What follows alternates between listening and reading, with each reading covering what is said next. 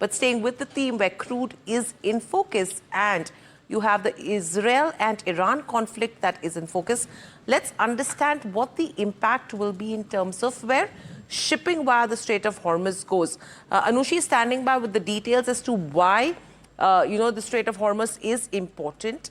What does it facilitate and what could be the impact in terms of where India goes? Anushi, over to you.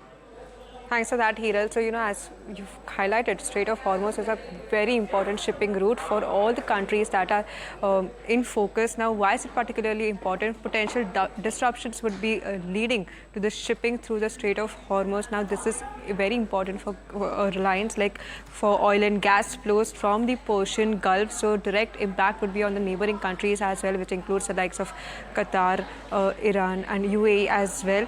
1/3 of global seaborne oil moves through Strait of Hormuz. So it's a big number that we are looking at. So the Strait of Hormuz primarily export route for all LNG export from Qatar and UAE. And if you just take Qatar and UAE's total LNG exports to the market, that accounts for almost 20% of a number that we are seeing. This is in terms of the global LNG trade that we are looking at.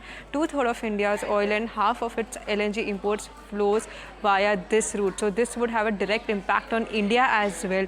India will then have to source its imports from alternative countries and shipping routes via other routes that we are looking at. So that would lead to an increase in shipping cost as well. So how this impact of shutdown, even if this low risk event does happen, how it would impact India? Firstly, the crude oil prices are expected to increase significantly.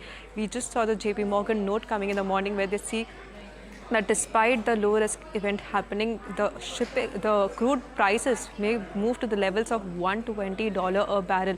So that's a significant upside that we are looking at. Shipping companies may also see higher shipping costs, and this could also be in terms of the insurance costs also, which may see an uptick due to this conflict impacting shipping costs once again. Now, just on that note, what has already been happening is OPEC plus crude output. Now, OPEC countries did agree to hike crude output in July, and Saudi seeks further output increase in August. So, a volatility in crude oil prices is something that we can see. But which companies would be impacted on the back of this?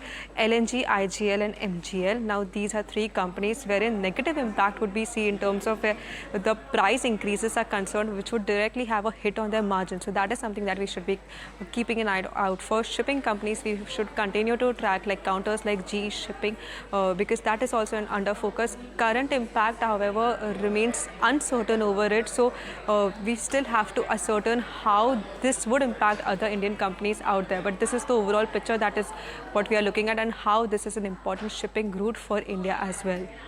Well, thanks so much for that, Anushi, for all of those details.